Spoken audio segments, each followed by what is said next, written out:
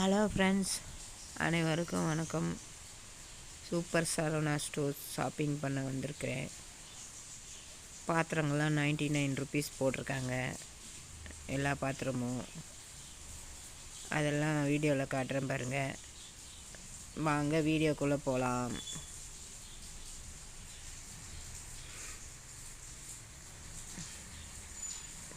கிண்ண மாதிரி அப்படியே ப்ரெஸ் பண்ணி மூடுற மாதிரி மூடி.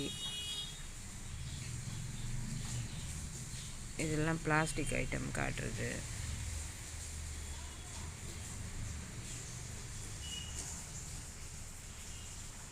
பிளாஸ்டிக் பாட்டில் கூட